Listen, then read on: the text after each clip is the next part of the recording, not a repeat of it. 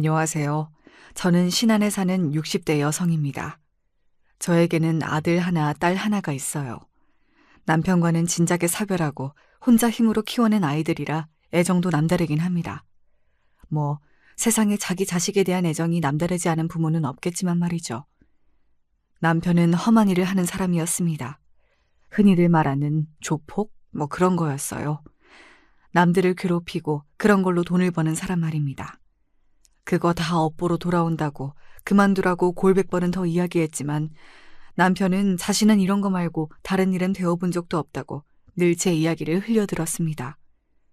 그리고 제 말이 맞았습니다. 남편에게 그 업보가 다 되돌아갔거든요. 남편은 교통사고로 죽었어요.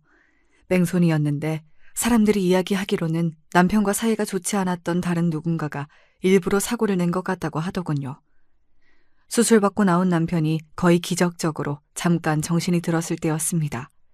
저에게 이런 말을 했어요. 자네 말이 다 맞았네. 무슨 말이요? 결국에는 다 업보로 돌아온다는 말이네. 남편은 그렇게 말하고선 아이들을 혼자 키우게 됐으니 고생이 많겠다고 미안하다고 하더군요.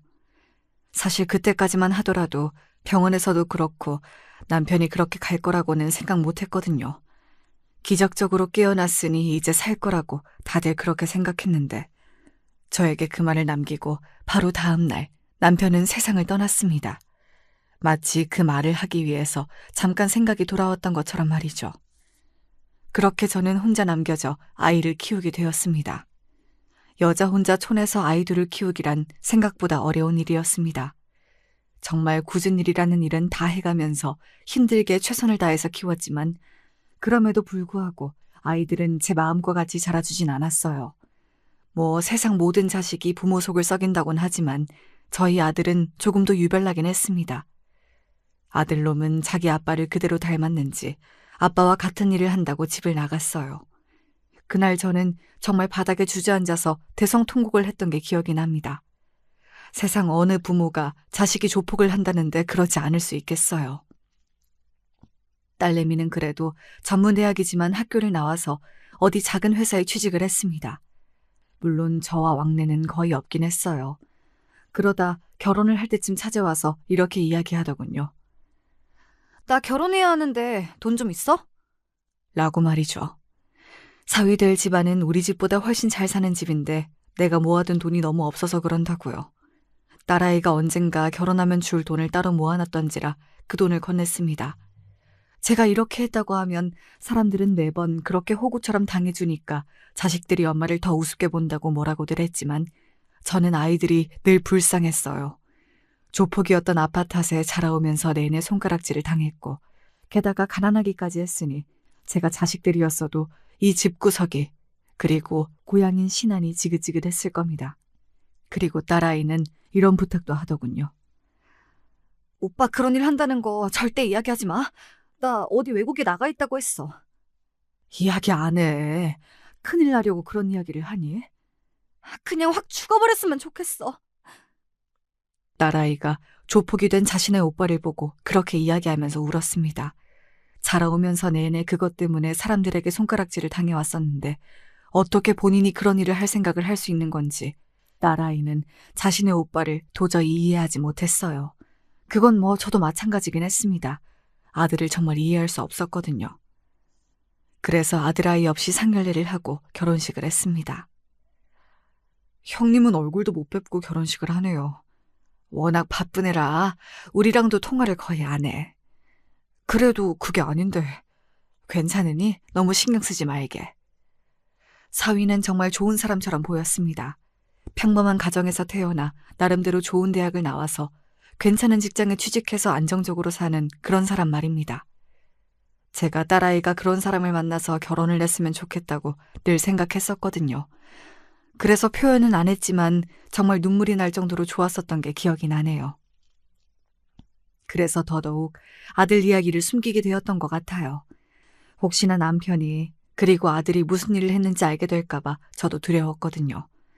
그래서 사위가 신안으로 찾아오겠다고 했을 때도 거절했습니다.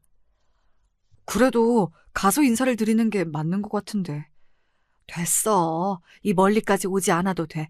내가 조만간 서울 올라갈 일이 있으니 그때 서울에서 보면 되네. 바쁜 사람들이 뭐하러 여기까지 와.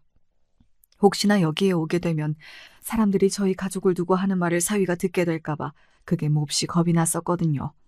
그래서 종종 제가 서울로 올라가 딸네 부부들을 봤지 절대 내려오게는 못했던 것 같습니다. 그러던 어느 날 딸아이가 임신 소식을 알려왔어요. 저는 정말 눈물이 났던 것 같아요. 잘 자라서 시집을 잘 가서 자신의 가정을 꾸리고 행복하게 잘 사는 것. 제가 꿈꿨지만 가질 수 없었던 걸 딸아이가 하나둘 이뤄가는 걸 보면서 대리만족도 되고 그리고 정말로 기쁘기도 했습니다. 그쯤이었던 것 같아요. 엄마, 나 왔어. 집을 나간 지 10년이 넘었습니다. 그런데 너무나 뜬금없이 그리고 마치 어제 나갔다가 오늘 들어오는 사람처럼 아들이 집으로 들어왔어요. 못 보는 사이 몸은 그전보다 2배는 커져 있었고 그 몸에는 성한 구석이 없이 상처와 흉한 문신들이 빼곡했습니다. 누가 반긴다고 집에 들어오길 들어와! 엄마, 그래도 너무 그러지 마. 하나뿐인 아들인데. 나는 그날 이후로 아들은 없는 셈 치고 살았는데 무슨 아들이야! 아들은 변죽도 엄청나게 늘어서 왔더라고요. 제가 욕을 하고 너 같은 쓰레기는 아들 아니다. 당장 나가라. 그렇게 난리를 쳐도 허허 하고 웃으면서 자기는 엄마가 보고 싶었다며 집을 나가지 않았습니다. 그리고는 어느 날은 봉투 하나를 쥐어주더군요. 지훈이 결혼했다며. 이거 가져다 줘. 딸아이가 결혼한 걸 알고 있더라고요. 제가 그걸 어떻게 알았냐는 듯 눈을 크게 뜨고 아들을 봤습니다. 그랬더니 아들이 이렇게 말했어요. 지훈이 앞엔 안 나타날 거야. 나도 그 정도 생각은 하고 사니까 너무 걱정하지 말고 이 돈이나 가져다 줘요. 그래도 명색이 오빠인데 결혼할 때 아무것도 안 해줬잖아. 그 돈을 어떻게 번 건지가 너무 뻔했습니다. 지 아빠처럼 본인보다 약한 사람들, 그리고 약점이 있는 사람들을 괴롭혀 받아낸 돈이었겠죠. 그래서 싫었지만 그냥 받아서 딸아이를 줬어요. 물론 딸아이에게는 제가 주는 돈이라고 말하고선 말이죠. 아들이 돌아오면 실을 줄만 알았는데 그래도 그런 아들이라도 돌아오니 좋은 점이 있긴 하더라고요. 혼자가 아니라서 덜 외로운 것도 있었고 그리고 든든하기도 했고 말입니다. 물론 지나갈 때마다 동네 사람들이 수군거리는 건 감수해야 했지만 말입니다. 뒤에서 수군거리지 말고 앞에서 이야기해. 내 앞에서는 찍소리도 못할 것들이 뒤에서 말들이 많아. 아들이 그렇게 소리를 지르면 다들 어디론가 슥 숨어 들어가곤 했어요. 아들아이는 한눈에 봐도 무서운 타입이긴 했습니다. 덩치도 크고 인상도 세고 온몸에 문신이 가득하고 말이죠. 지나가다 눈이라도 마주치면 슬쩍 피할 그럴 타입 말이에요. 그러던 어느 날이었습니다. 엄마, 서울에 좀 오면 안 돼? 무슨 일 있어? 생전 먼저 저보고 오라는 소리를 안 하는 딸이었거든요. 그래서 걱정되는 마음에 바로 그렇게 물었더니 딸아이는 아무 말을 하지 않고서 있다가 그냥 이렇게 이야기를 하더군요. 아니, 내가 임신을 해서 그런가. 엄마가 해주는 밥이 먹고 싶고 기분도 우울하고 뭐 그러네. 며칠만 올라와 줄 수 있나 해서. 당연하지. 오히려 저는 그럴 때 저를 찾아줘서 너무 기뻤거든요. 그래도 딸아이가 나를 정말 부모라고 생각하고 의지하는구나 싶어져서 말이죠. 집에서 음식들을 바리바리 싸서 올라가려는데 아들이 제 손을 덥석 잡았습니다. 이거도 좀 가져다 줘. 이번에도 돈봉투였어요. 전에도 줬잖아. 됐어. 저는 거절했습니다. 저번엔 받긴 했지만 그런 돈을 계속해서 받는 게 어딘가 꺼림칙했거든요. 하지만 아들은 한사코 제 손에 그 돈봉투를 쥐어줬어요. 내가 해줄 수 있는 게 이런 거밖에 없잖아. 가서 맛있는 거 사 먹고 또 그 가방 같은 것도 사라고 해. 그런 거 사면 여자애들은 기분이 좋아지기도 하더만. 자기 방식의 걱정이고 염려라는 생각이 들더군요. 그래도 핏줄이라고 동생이 아프다고 하니 챙겨주는 건가 싶어서 그것도 거절하지 못했습니다. 그렇게 반찬이랑 아들이 준 봉투를 들고 딸아이의 집으로 갔어요. 장모님 오셨어요? 자네가 고생이 많네. 제가 무슨 고생인가요? 집사람이 제일 고생이죠. 그렇게 웃으며 넉살 좋게 이야기하는 사위를 보고 마음이 조금은 놓였던 것 같아요. 그래도 딸아이가 마음은 편하게 있지 않을까 하는 생각을 하기도 했고 말입니다. 다 아니었지만요. 엄마 왔어? 그래. 너 안색이 정말 왜 이래? 많이 안 좋아? 그때 딸아이가 힐끔하고 사위의 눈치를 보던 모습을 봤습니다. 저는 그걸 그냥 넘기지 말았어야 했어요. 당시에는 그냥 딸아이가 예민하기도 하고 여러 가지 생각이 많을 때이니 그런가 보다 했었는데 그게 아니었어요. 나중에 알고 나서 그때 진작 알아차리지 못했던 게 너무 후회가 되더라고요. 딸아이의 집에 며칠 있게 되면서 사실 조금 쎄하다 싶은 부분들이 있긴 했어요. 자기, 장모님이 과일 깎아오셨는데 안 먹을 거야? 나 입맛이 없네. 그래도 어른이 당신 먹으라고 주신 건데 성의를 생각해서라도 먹어. 아니, 정말로 입맛이 없어서 그래.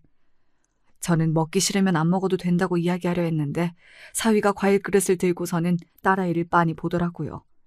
그리고 딸아이는 그런 사위를 보고서는 어딘가 아차하는 얼굴로 자리에서 벌떡 일어났습니다. 먹을게. 먹기 싫으면 안 먹어도 돼. 아니, 보니까 갑자기 먹고 싶어졌어. 그뿐만이 아니었어요. 묘하게 딸아이는 사위의 눈치를 보고 있는 것처럼 보였습니다. 하지만 저는 별로 대수롭지 않게 생각했던 것 같아요. 딸아이가 정신적으로 힘들어 보이는 상태이기도 했고 사위가 저에게 깍듯하게 잘해서이기도 했지만 지금에 와서 생각해보면 그런 사람이라는 걸 생각조차 하고 싶지 않아서가 가장 큰 이유였던 것 같습니다. 엄마 갈게. 필요하면 또 부르고. 알겠지? 장모님 귀찮게 자꾸 그럴 수 있나요? 나는 정말 하나도 안 귀찮아. 다 해줄 수 있으니까 꼭 필요하면 연락해. 응, 알겠어. 연락할게. 며칠 같이 지내면서 사위가 마냥 좋은 사람은 아닐 거라는 생각을 하긴 했습니다. 어딘가 묘하게 딸아이를 무시하는 듯한 말투와 통제하려고 하는 것 같다는 느낌을 받았었거든요. 그리고 저에게도 이상한 말을 했던 적이 있어요. 다 큰 딸이 부모님 귀찮게 하고 그러면 안 되는 건데요. 그래도 지금 임신을 한 상태이지 않나. 원래 아이를 가지면 여자들은 다 엄마가 보고 싶고 예민해지고 그런 거야. 남들 다 낳는 애 참 유난이에요. 그죠? 본인은 농담이라고 하긴 했지만 그 말이 저는 완전한 농담으로만은 들리지 않았던 것 같아요. 하지만 저는 오히려 사위의 눈치를 봤습니다. 딸아이가 혹시나 사위의 심기를 거슬러서 사위가 나에게 그러는 건가 싶고 말이죠. 사위가 쎄했던 건 그뿐만이 아니긴 했습니다. 하루는 제가 한 반찬과 같이 밥을 먹는 날이었어요.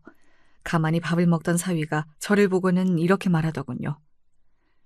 장모님 오랫동안 혼자 애 키우느라 고생만 하셔서 그런지 음식 실력은 썩 좋은 편은 아니시네요.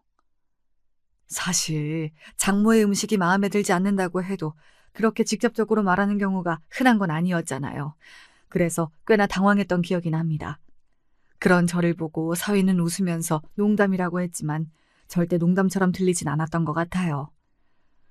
우리 형편에 그리고 우리 주제에 그런 사위를 본 게 정말 다행이라고 생각하고 있었기 때문에 더 눈치를 보고 맞춰주려고 하고 그랬던 것 같네요.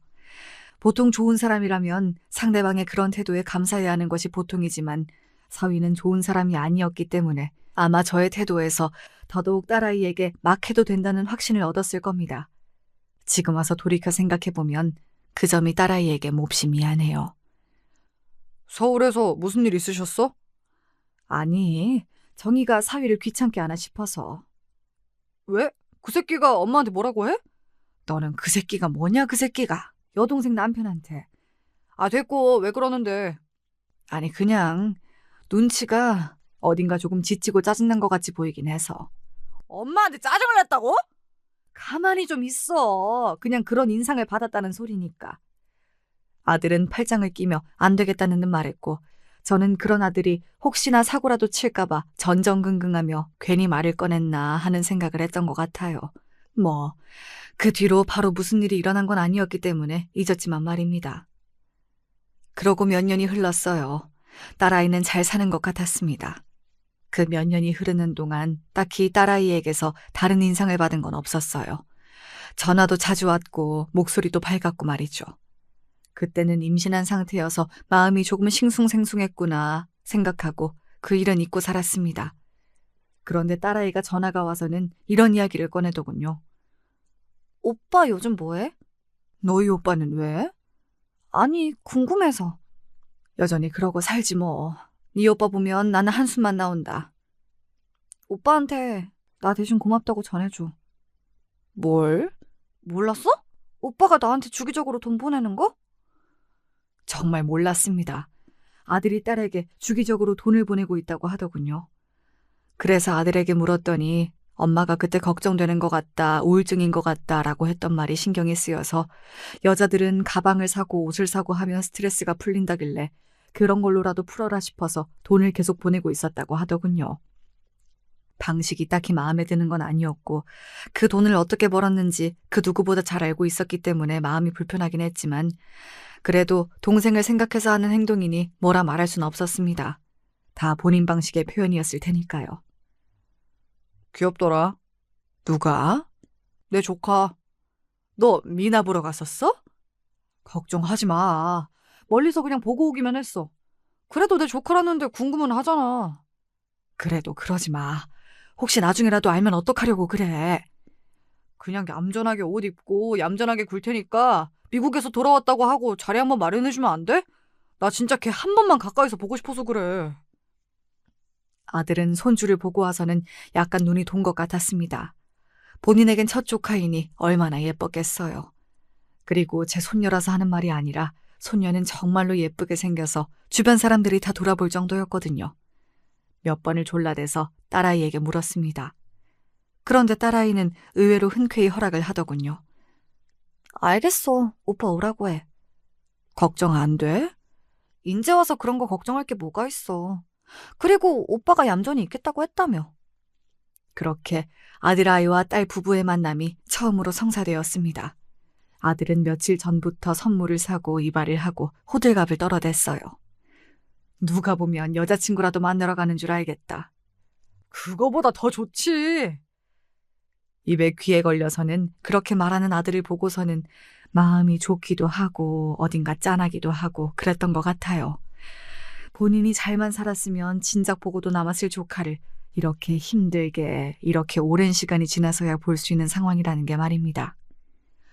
아이고 형님 처음 뵙겠습니다. 그동안 이야기만 들었는데 인사가 늦어서 미안하네. 꼴에 그래도 손 윗사람이라고 그렇게 이야기를 하는 게 웃겨서 속으로 웃었던 기억이 나네요. 아들은 비싼 집에서 밥을 사고 아이에게 선물들을 안기고 그리고 내내 자기 조카에게서 눈을 떼지 못했습니다. 그렇게 좋아하는 모습은 또 처음 봐서 저런 면도 있구나 싶더라고요. 형님도 얼른 결혼하셔서 아이 낳으시죠? 나는 안 해. 왜요? 그냥 혼자 사는 게 좋아. 아마도 아들은 본인이 결혼해서 자식을 낳으면 그 자식도 자기처럼 될 거로 생각하는 모양이었어요. 언젠가 비슷한 이야기를 했던 적이 있었거든요. 무슨 대물림도 아니고 결국에는 자신도 이 일을 하게 된 게 어딘가 운명 같다고 말이죠. 그리고 대물려주고 싶진 않다는 말도요. 어쩜 이렇게 예쁠까. 얘 자라는 동안 학비나 시집 보내는 건 다 내가 해줄 테니까 예쁘게만 키워. 알았지? 그렇게 좋아? 그러게. 좋네. 핏줄이란 게 이런 건가 보다 싶고. 아들의 그런 모습을 보며 그래도 가족은 가족이구나 하고 생각했던 것 같아요. 그런 딸과 아들, 그리고 자기 딸아이를 보는 사위의 표정이 어딘가 마음에 걸리긴 했던 것 같습니다. 마음에 안 드는 듯한 얼굴을 하고 그 세 사람을 바라보고 있었거든요. 그리고 그걸 느낀 건 저뿐만이 아닌 듯 했어요. 좀 이상하지 않아? 지은이 신랑? 어디가? 그냥 뭔가 좀 사람이 좋은 사람은 아닌 것 같은데. 나 원래 그런 쪽으로는 눈치 엄청 빠른 거 알잖아. 아들은 아무래도 그런 일을 하다 보니 그런 쪽으로는 눈치가 참 빠른 편이긴 했거든요. 사실 저도 내내 느껴왔던지라 아들이 하는 이야기를 그냥 넘길 수만은 없었습니다. 그래서 언젠가 한 번은 딸아이에게 물어봤어요. 이서방, 너한테 잘해주냐? 딸의 대답이 뭐였는 줄 아세요? 바로 응이 아니라 왜였습니다. 그 대답을 듣고 알 수 있었습니다. 정말 잘해주면 무슨 일 때문에 그러냐, 잘해준다 이렇게 대답해야지 왜라고 묻진 않잖아요. 제가 몇 번을 더 캐묻자 딸아이는 한숨을 크게 쉬더니 꽤 충격적인 이야기를 시작했습니다. 사람이 워낙 가부장적이고 본인이 통제하는 걸 좋아해서 힘들긴 해. 자기 말 안 들으면 큰일 나는 사람이라. 때리기도 하냐는 제 질문에 딸아이는 아무런 대답을 하지 못하더군요. 저는 굉장한 충격을 받았던 것 같아요. 사실 제 남편도 한때 저에게 폭력을 행사하던 시기가 있었기 때문에 딸아이의 그 이야기가 더 끔찍하게 들려왔던 것 같습니다. 제가 그 고통을 알아서 아마 더 그랬던 것 같아요. 이혼할 생각이 있니? 모르겠어. 또 멀쩡할 땐 멀쩡해서. 딸아이는 진심으로 헤어지는 건 고민을 하는 중인 것 같았어요. 사실 그 이야기를 듣는 순간 당장이라도 딸아이를 데리고 나오고 싶었지만 쉽사리 그럴 순 없었습니다. 사실 함부로 끼어들 수 없는 문제이기도 했잖아요. 제가 생각해낸 방법은 이거였어요. 내가 이번 주에도 너희 집에 가마. 신안에서 여기가 어딘데 너무 멀어. 그래도 불안해서 안 되겠다. 되도록 자주 딸아이의 집으로 찾아가기로 한 겁니다. 딸아이를 옆에 두고 봐야 마음이 조금이라도 편할 것 같았거든요. 하지만 그런 제 생각은 역풍 아닌 역풍을 불러오고 말았습니다. 아니, 오늘도 계시네? 술에 취한 사위가 늦은 밤 집으로 들어와 저를 보고는 그렇게 이야기했어요. 분명한 적의가 있는 표정과 말투였습니다. 저는 당황했지만 최대한 그렇지 않은 척 표정 관리를 하며 사위에게 말했어요. 손녀딸이 너무 보고 싶어서 말이지. 그렇게 말하는 저를 사위는 가만히 바라봤어요. 그러고는 픽 웃더니 다시 이야기를 하더군요. 이렇게 자주 오면 내가 더 짜증나는 거 몰라요? 뭐? 내가 모를 줄 알아? 당신 딸이 자기 나한테 학대받는다고 꼰지른 거 아니야. 그래서 불안해서 이렇게 올라와 있는 거 내가 모를 줄 아느냐고. 딸이나 애미나 진짜 더럽게 멍청해서는. 자네 지금 뭐라고 했나? 더럽게 멍청하다고 했다. 왜? 나는 당신 온다는 연락 못 받았으니까 당장 내려가세요. 이 말은 멍청해도 알아듣죠? 에?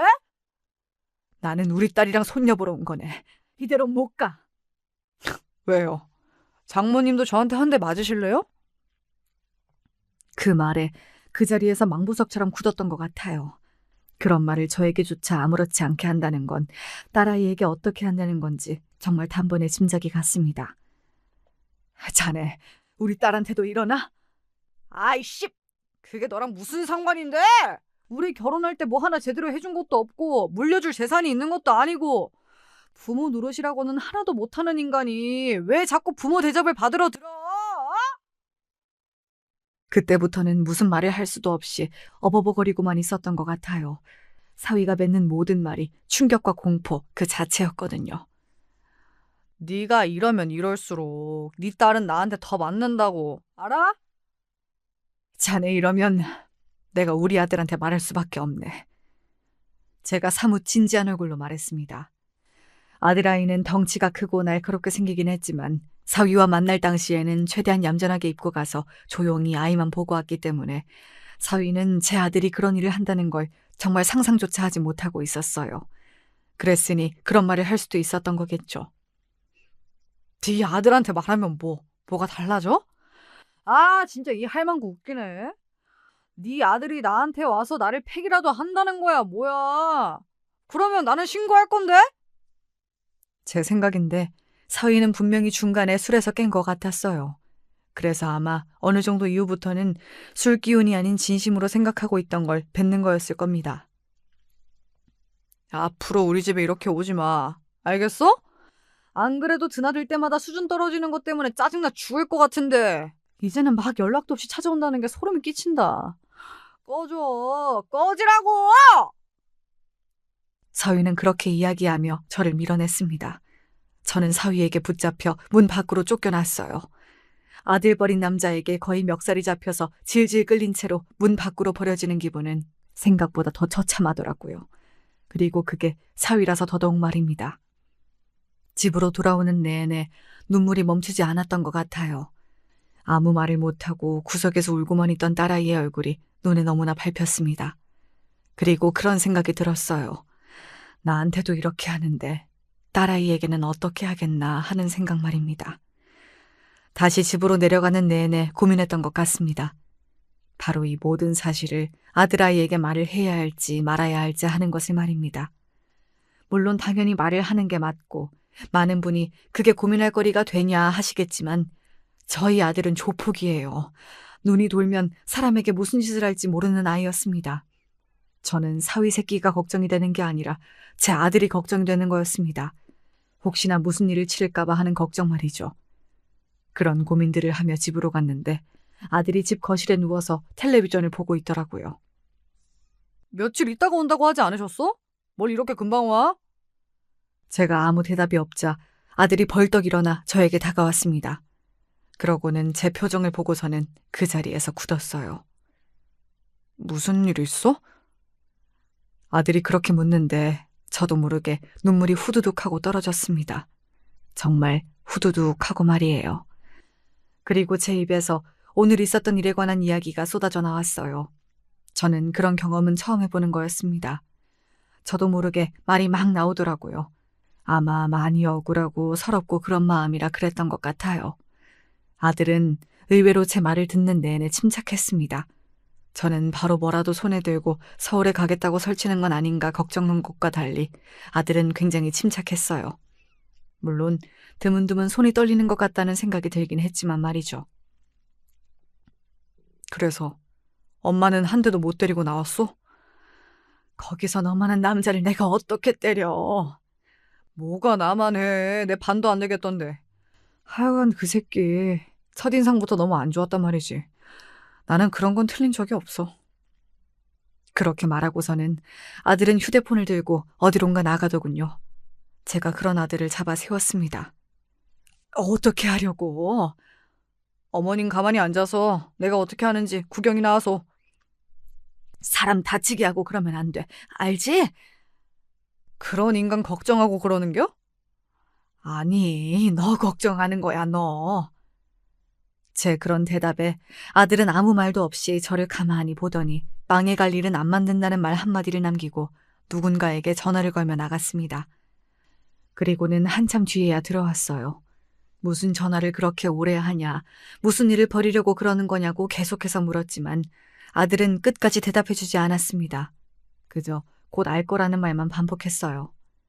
그리고 얼마 뒤 딸아이에게서 전화가 걸려왔습니다. 엄마, 이거 오빠가 한 거야? 딸아이는 굉장히 상기된 목소리였어요. 그게 기쁜 건지 놀란 건지 알 수는 없었지만 말이죠. 저도 무슨 일인지 몰랐기 때문에 딸아이에게 물었습니다. 무슨 일인데? 아니 그게 아니라 오늘 남편 회사로 어떤 여자랑 남자가 찾아와서 난리를 치고 갔다는데 그게 아무래도 오빠가 한 것 같아서. 딸아이 말에 의하면 회사로 여자와 남자가 찾아와 한바탕 소동이 벌어졌다고 하더군요. 그 여자는 사위와 바람이 났다고 주장하는 내연녀였고 그 남자는 그 여자의 남편이라고 했다더군요. 내 아내랑 바람난 놈 찾아오라고 고성방가하고 회사 로비에 들어눕는 바람에 전 직원 모두가 그 사실을 알게 되었다고 말입니다. 그 여자랑 바람이 난 건 진짜고? 그런데 조금 알아보니까 그 여자가 술집 여자인 것 같더라고. 남편이 얼마 전에 접대받았는데 거기서 그 여자랑 그런 일이 있었나 봐. 사람들이 꽃뱀인 것 같다고 수군거리고 그런다는 이야기를 들었어. 술집 여자라고 하니 바로 오빠가 생각났다고요. 그런 여자들을 관리하는 것도 아들이 하는 일 중에 하나라는 것을 저도 딸아이도 알고 있었거든요. 정황상 아들이 벌인 일은 맞아 보였지만 일단은 딸아이도 저도 모르는 척하고 있기로 했습니다. 그리고 딸아이는 이혼 소송을 준비 중이라고 했어요. 그것도 사실 오빠가 도와주고 있어. 어디서 엄청나게 유명한 변호사 한 분을 모셔왔더라고. 아들은 정말 본격적으로 딸아이를 도와주고 있던 겁니다. 사람들이 보면 조폭일이나 하면서 지 가족은 끔찍하게 여기네 하고 비꼬고 욕을 할 수도 있지만 저와 딸아이는 그 순간 아들에게 너무나 고마웠던 것 같아요. 그리고 사위는 거기서 끝이 아니었습니다. 오늘은 교통사고가 났다는데? 그런데 상대 쪽에서 일부러 가져다 박았다는 것 같은데 증거가 없대. 보험 사기 일당에게 당해 교통사고가 나질 않나. 길을 가다가 재수없이 넘어지질 않나. 어느 날은 지갑을 잃어버리기도 하는 등 사위에게 좋지 않은 일이 계속해서 일어난다고 했습니다.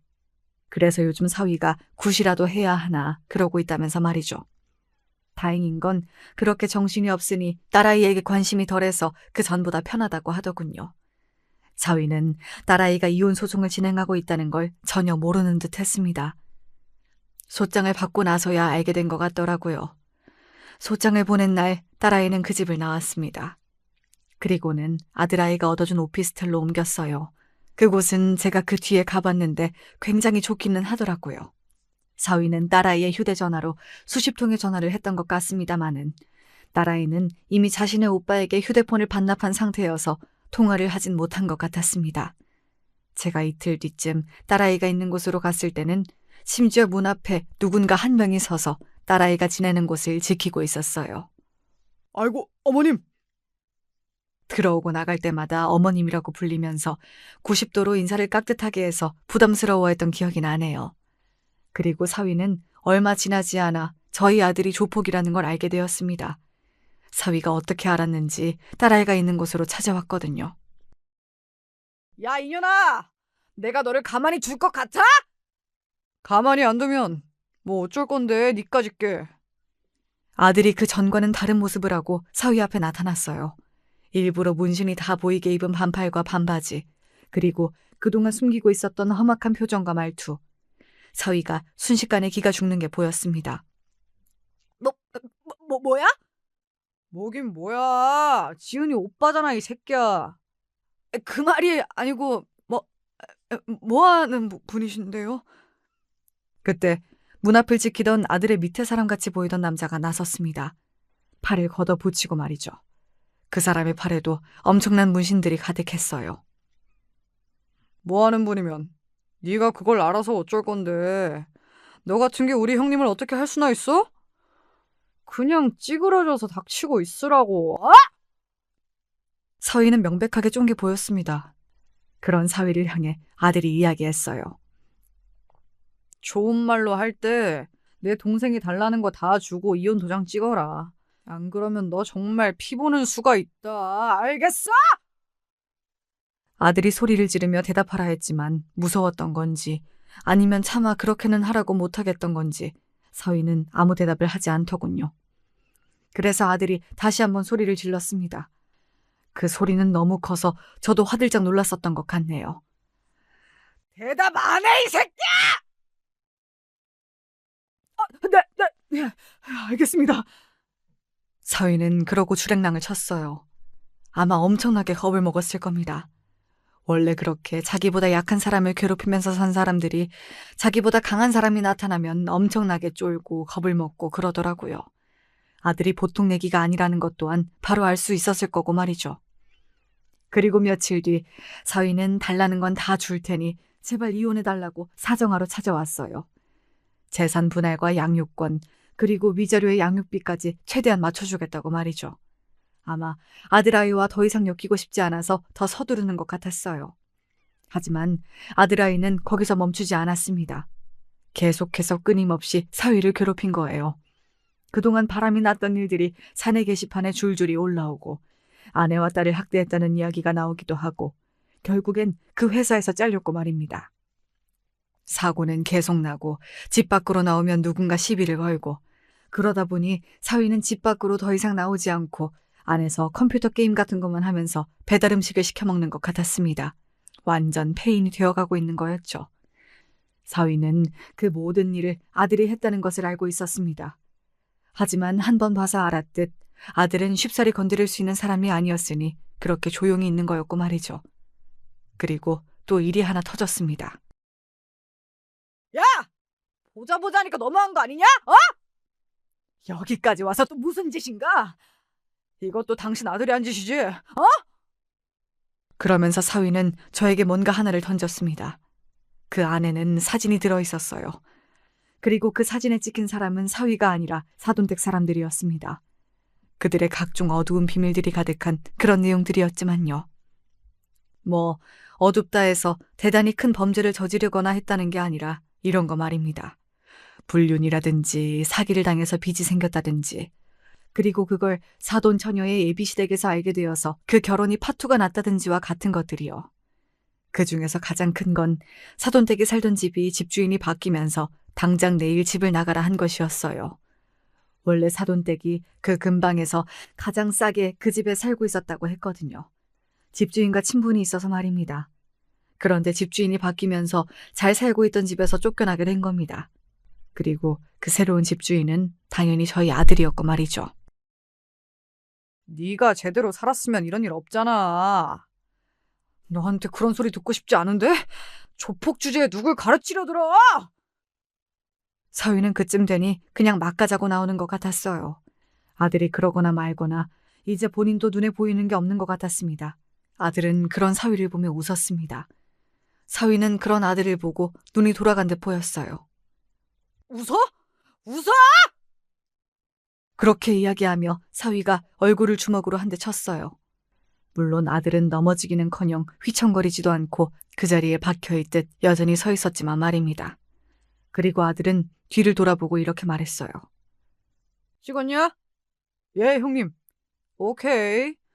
그러면 지금부턴 쌍방이다. 선빵은 네가 먼저 친 거고. 아들이 그렇게 말했고 무슨 말인지 알아듣느라 다들 고개를 갸웃하는 사이 아들이 사위에게 달려들었습니다. 그리고 정말 무슨 두들겨 맞는다는 게 이런 거구나 싶게 많이 두들겨 맞았어요. 사위는 당연히 덩치나 힘이나 모든 것들이 아들에게 뒤졌기 때문에 아들을 제대로 한번 때릴 수조차 없었고 말입니다. 그렇게 아들과 사위는 경찰서로 가게 되었습니다. 기다렸다는 듯 아들 측의 변호사가 와 먼저 친 건 사위였다고 억울함을 호소했어요. 그 모든 것들이 마치 짜여진 각본처럼 착착 움직였습니다. 그리고 그 생각은 저만 한 건 아니었더라고요. 야, 이 새끼야. 이거 니들 짰지? 짰잖아! 아닌데? 뭐가 아니야. 맞잖아! 아니라니까. 뭐 증거 있어? 있을 리가요. 그런 건 사전에 다 조처해놨을 텐데 말입니다. 사위의 식구들, 그러니까 사돈댁 사람들이 하나둘 와서 조이 쪽에 뭐라고 하려고 했지만 아들과 아들 옆에 서 있는 그 아들의 밑에 직원의 변호사를 보고 말문이 막혀 뻐끔거리기만 하더군요. 그렇게 저희가 먼저 경찰서를 나왔습니다. 오빠, 고마워. 딸아이가 처음으로 아들에게 고맙다고 하는 것 같았어요. 그동안은 오빠가 하는 일이 싫고 마음에 들지 않기도 했을 테지만 그간 미워하고 원망했던 게 새삼 부끄럽기도 해서 더더욱 그런 말은 쉽게 하지 못했을 거라고 생각하거든요. 이렇게 생각하면 그 일이 우리 가족에게 준 게 크긴 하네요. 아들과 딸아이가 화해 아닌 화해도 했고 가족의 소중함을 어느 정도 일깨워주기도 했고 말입니다. 사위는 아들을 빵에 넣어야 한다고 난리를 쳤지만 그렇게 되지 않았습니다. 그리고 그 변호사가 어찌나 능력이 좋던지 선빵 합의금까지 받은 것 같더라고요. 아들은 돈이 많았어요. 합의금 받자고 이 모든 일을 저지른 건 아니었습니다. 단순히 사위를 어떻게 하면 더 많이 그리고 짜증나고 열받게 만들 수 있을까를 아들이 고민하다 이렇게 하기로 한 것 같았거든요. 보통 사람이라면 거기서 끝냈을 텐데 저희 아들의 심령은 대단했어요. 사위가 이사하면 이사를 하는 곳을 쫓아가 그 동네에 발을 못 붙이고 살 만한 상황을 만들었고 새로운 회사에 취직해도 마찬가지로 소문을 다 퍼뜨려 그 회사를 쑥대밭으로 만들었습니다. 꾸준히 사람을 시켜 사위를 감시하게 했고 그리고 그걸 사위가 다 알게 했어요. 그거 아시나요? 누군가 자신을 감시하고 있다는 걸 알고 그 느낌을 받는 것만으로도 사람의 스트레스 수치가 엄청나게 올라간다는 사실을 말입니다. 아들 말로는 실제로 이 방법을 썼을 때 빌려간 돈의 이자를 가장 많이 받을 수 있다고 하더군요. 사람들이 지치고 힘들어서 그냥 가지고 있는 돈을 다 주는 쪽을 택한다고 말입니다. 사위는 정신병이 올 것 같다고 제발 그만하라고 하는 건 다 하겠다고 울고불며 아들을 찾아왔다고 했어요. 그런 아들이 사위에게 진지하게 한마디를 했다고 합니다. 너 내 동생한테 사과는 했냐? 라고 말이죠. 그랬습니다. 사위는 정작 저희 딸아이에게는 아직 제대로 된 사과 한마디 하지 않았어요. 소송을 하는 과정에서조차 말입니다. 아들도 그걸 알고 있었던 모양이더라고요. 내가 죽을 죄를 졌어. 당신한테 그러면 안 되는 거였는데. 네가 한 잘못이 얼마나 큰 잘못인진 알아? 나도 지금 네가 고통스러워하는 것만큼 고통스러웠어. 그거 아냐고. 너무 잘 알고 있어. 그리고 나 정말로 반성하고 있거든. 그러니까 제발 네 오빠한테 그만 좀 하라고 전해주라. 하지만 아들은 전혀 사위의 그런 말을 들어줄 생각이 없었지만 말이죠. 감히 내 식구들을 건드린 걸 나는 용서를 할 수가 없어. 지구 끝까지 쫓아가서 죽을 때까지 내가 넌 가만 안 둔다. 알겠어? 그 소리를 듣는 사위의 표정이 어지간히 절망적이었다는 말을 전해 들을 수 있었습니다. 그리고 얼마 뒤에는 사돈댁이 단체로 우르르 찾아오기도 했어요. 사실 사돈댁에서 저희 아들의 직업을 알고 나서 처음 얼굴을 보게 되었을 때 저희에게 적반하장도 유분수라며 길길이 날뛰었거든요. 어디서 조폭밖에 없는 집안 사람이 감히 우리 집안을 넘봤냐부터 시작해서 쪽팔려서 동네에서 얼굴을 들고 다닐 수 없을 거라면서 말이죠. 그런데 이제는 저희를 찾아와서 제발 좀 봐달라고 하는 게 너무 우스웠습니다. 저희 이 집 당장 나가면 진짜 갈 곳이 없어서요. 한 번만 용서를 해주세요. 자가이신 줄 알았는데 아닌 건 사기 결혼을 당한 게 아닌가요? 그 말을 굳이 한 건 사돈댁이 마치 비싼 집이 자신의 집인 것처럼 굴면서 저희 집을 은은하게 계속 무시해왔기 때문이었습니다. 그런데 이번 일로 그 집이 자가가 아니라 전세인 것도 알게 되었던 거고요. 그때 한 말은 잊어주세요. 그리고 정말로 죄송했습니다. 따지고 보면 저희가 잘못한 건 아니지 않습니까? 맞아요. 그 빌어먹을 놈이나 잡지 저희 집은 제발 가만히 놔둬주시면 안 될까요? 그래도 자식인데 돈 앞에서 바로 빌어먹을 놈 낳은 것밖에 아무것도 한 게 없고 우리는 잘못이 없다라고 말하는 게 어딘가 씁쓸한 생각마저 들더라고요. 제 아들이 무슨 일을 하는지 알고 난 다음에 저희 집을 그렇게 무시하는 발언들을 했으면서 말입니다. 사위도 자기 부모들이 그런 말을 했다는 것, 자신을 버린 거나 다름없다는 것에 상당히 격분한 것으로 들었습니다. 그래서 자신의 부모의 집에 찾아가서는 행패를 부리고 살림살이를 부수고 난리를 부리다가 결국 자신의 부모에게 신고를 당해 경찰서에 가게 되었다는 것도 말이죠. 그야말로 난장판에 콩가루라는 게 이런 걸 두고 하는 말이 아닌가 싶어요. 물론 저희 아들이 하는 일이 좋은 일도 아니고 남들에게 손가락질 받을 만한 일이라는 것도 잘 알고 있습니다. 언젠가 그만두고 갱생하기를 바라고 있어서 지금도 꾸준히 저와 딸아이가 아들을 설득하고 있고 말이죠. 한 번 깊게 발을 들여놓은지라 쉽사리 빠져나올 수 없는 것 같지만 말입니다. 사위는 그러고 나서 자신의 부모와 완전히 연을 끊은 것 같았습니다. 그 배신감이 엄청났다고 들었는데 사위가 그런 놈인 걸 떠나서 부모에게 그런 식으로 버림을 받는 건 굉장히 충격일 거라는 생각이 들긴 했어요. 저는 아들이 그렇게 사는 걸 알았어도 사실 연을 아예 끊지는 못하고 늘 어느 정도는 붙잡고 있었거든요. 사실 부모 자식 간이라는 게 그렇잖아요. 절대 쉽게 끊을 수 없고 끊어지지도 않는 그런 관계 말입니다. 아무튼 사위는 정말 모든 것을 다 잃었습니다. 집도 직업도 친구도 그리고 심지어는 가족도 말이죠. 아마 평생을 후회하거나 혹은 괴로워하거나 아니면 둘 다 하는 채로 살아가게 될 거예요. 그리고 또 죽을 때까지 저희 식구들, 특히 아들을 잊진 못할 겁니다. 저와 딸아이는 그거면 됐다라고 생각하고 아들에게 더 이상 하지 말라고 이야기는 했어요. 물론 아들은 그러겠다고 대답하진 않았지만요. 아마 아들은 더 할 수도 있다고 생각은 합니다. 그러지 않기를 바라지만 말이죠. 저는 이제라도 아들이 남들처럼 살기를 진심으로 바라고 있거든요. 본인은 그렇게 살 수 없다고 이미 늦었다고 이야기하지만 저는 늦지 않았다고 생각해요. 그렇게 생각하는 큰 이유 중에 하나가 사실 아들이 자기 조카인 소녀를 볼 때입니다. 정말 눈에 사랑이 가득하고 뭐 하나라도 주고 싶어 하고 그런 게 보이거든요.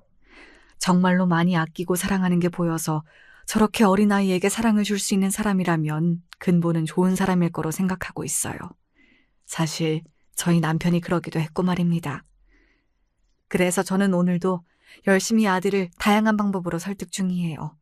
직접 말로 하기도 하지만 손녀와 놀게 하면서 세상을 조금 따뜻하게 봤으면 하기도 하고 그러다 보면 달라지고 싶어지지 않을까 하는 생각도 들어서 말이죠. 소중한 게 생기면 사람이 달라지기도 하잖아요. 오늘 제 이야기는 여기까지입니다. 아마 그 누구도 사위의 이런 결말을 예상하지 못했을 거예요. 당연하죠. 이런 걸 누가 예상이나 하냐고요. 알고 봤더니 아내의 친오빠가 조폭이라 상상도 못할 방식으로 복수를 당한다. 이렇게 이야기하니까 어디 뭐 영화나 드라마에서나 나올 법한 이야기긴 하네요. 사실 그래서 사연을 쓰게 된 것도 있습니다. 많은 분들이 우아하고 들어주실 것 같아서 말이죠. 사연이 길어졌네요. 주절주절 이야기하느라 이만큼 길어진 줄도 몰랐습니다. 저는 이제 그만 여기서 이야기를 마치도록 하겠습니다. 아, 한 가지. 저희 아들이 갱생하고 잘 살 수 있는 방법 같은 게 생각이 나시면 댓글로 달아주세요. 제가 와서 읽어보고 괜찮다 싶은 것들은 한번 시도해 보겠습니다. 들어주셔서 감사합니다. 언제 어디서나 건강하세요.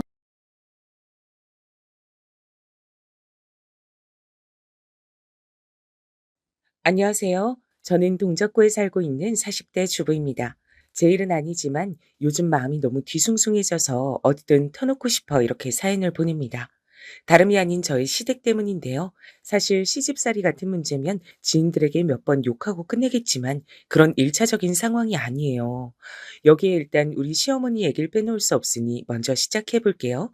저희 어머니는 우리 부부가 결혼할 무렵부터 뭔가 수심이 그득해 보이시고 건강도 안 좋아 보이셨어요. 저희 친정엄마도 그걸 보고 꽤 걱정하는 눈치셨고요. 지영아, 네 시어머니 어디 아픈 거 아니니? 얼굴색이 엄청 어둡고 안 좋아. 네 막내 이모가 건강 안 좋을 때 저랬는데 나이도 뭔가 그 또래인 것 같고 말이야. 상견례 때도 보니 좀 울상이더라고. 그렇다고 뭐 까탈스러워 보이는 타입은 아닌데 네가 볼 땐 어때? 내가 그동안 우리 어머니 갖고 뭐 딱히 얘기한 게 없잖아. 결혼 준비할 때도 이래라 저래라 하신 것도 없고 진짜 말이 엄청 없으셔. 대신 답답하긴 하지. 내가 제대로 하고 있는 건가 아닌가 그런 확인이 전혀 없으니까. 저희 어머니는 키도 한 170 정도 되시고 그 시대 여자분 치곤 확실히 호리호리하고 눈에 확 들어오는 타입이었어요. 미인상은 아니시지만 아무튼 인상이 나쁘진 않았는데요. 저도 약간 염려한 부분이 있었답니다. 소위 요즘 남편감 얻을 때 효자인지 아닌지 잘 봐야 된다 그러잖아요. 이때 남편이 엄청 자기 엄마 걱정을 했거든요. 나는 우리 엄마가 좀 짜네. 당신도 보면 알겠지만 우리 아버지 성격이 엄청 세거든. 저렇게 자기 주장 강하고 본인 말만 해야 되는 타입이라 엄만 매번 눌려서 지냈어. 초반에 하도 남편이 이런 얘기를 하면서 자꾸 저보고 툭하면 시댁에 가자는 거예요. 그러니 저도 불만이 많을 수밖에요.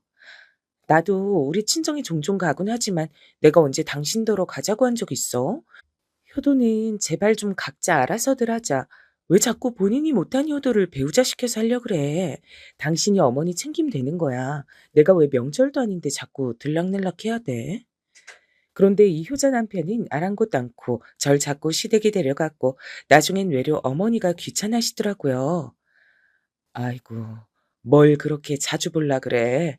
니들도 집 정리하고 할 일들도 많지 않냐. 정민이 너도 그만 좀 드나들어. 안 와도 돼. 그럼 남편은 또 이렇게 받아치면서 살살거리는데 이때만 해도 이해가 안 갔어요. 엄마, 엄마 밥 먹고 싶어서 그런 거지. 이 사람도 엄마 밥 맛있어서 같이 오고 싶다 그랬어. 우리 밥 좀 주라, 응? 내가 언제 그런 말을 했어? 하여튼 이런 거로 불만이 막 쌓이려던 중 이날 돌아오는 길에 남편이 슬쩍 말을 하더라고요. 생각보다 너무 무거운 얘기라서 전 곧장 대답을 못했어요. 응? 그게 진짜야? 그럼 당신 그래서 자꾸 어머니한테 들리는 거였어? 세상에. 나 그런 줄도 모르고. 아니, 근데 어머니 괜찮으신 거야? 진짜로? 와, 저는 이 말을 듣자마자 어머니가 아닌 저희 아버님 얼굴부터 퍼뜩 떠올리게 되는 거예요. 그러면서 여러모로 안 좋은 상상들이 마구 섞이는 것이 아무튼 이렇게 된 데는 사정이 있었는데요.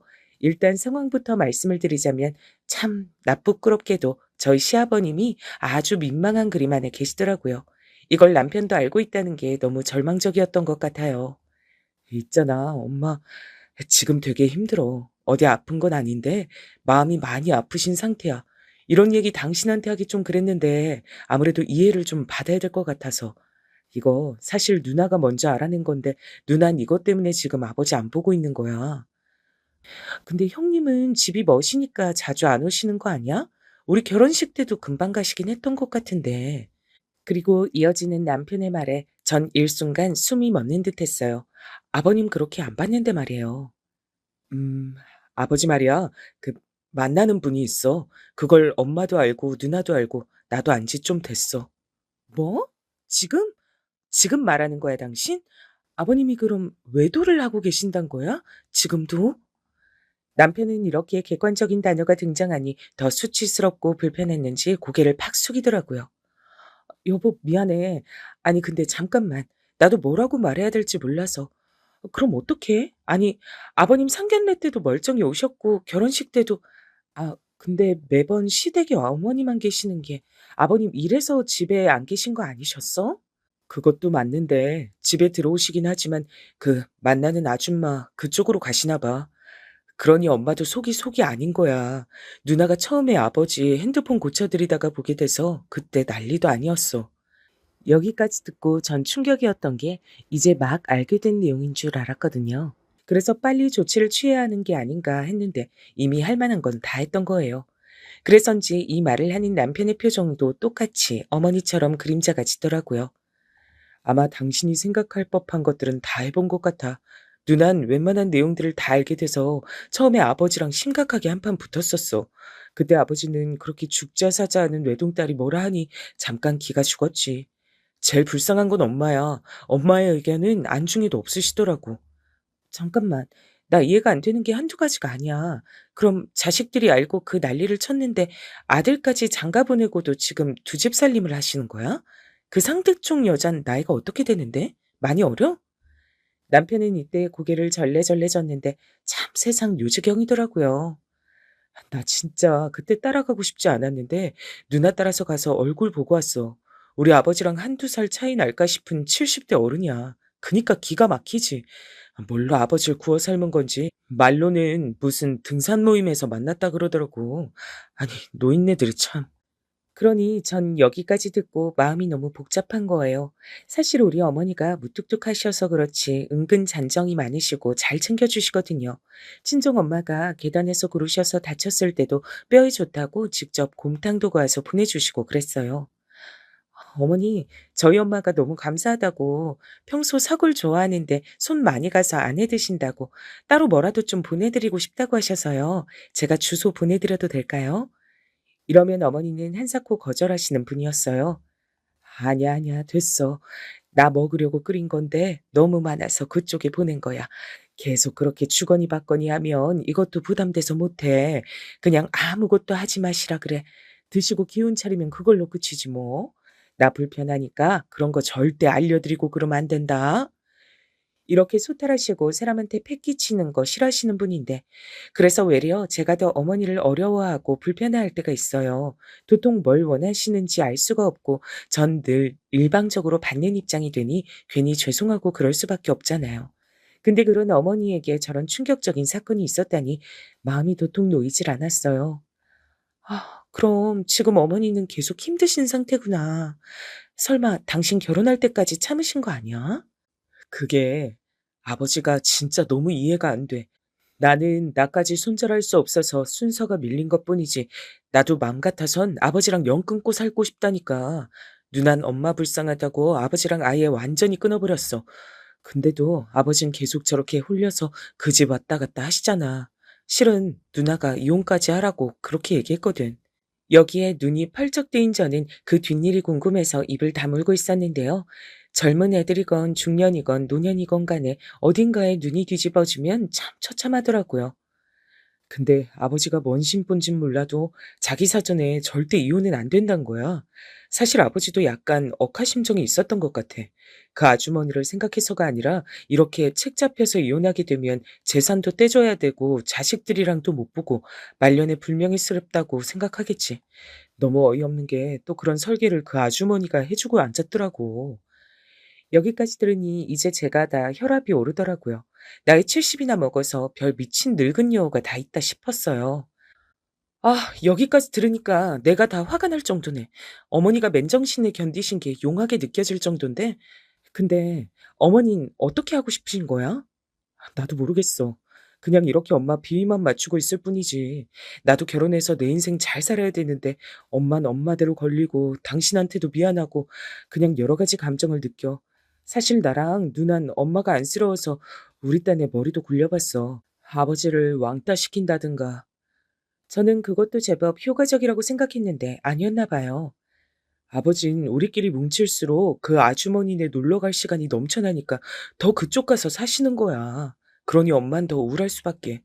평생 없이 살고 그렇게 아껴가면서 자식들 키워놨는데 아버지만 뺀질하게 얼굴은 윤이 나고 비슷한 또래 아주머니랑 바람나니 힘드실 거야.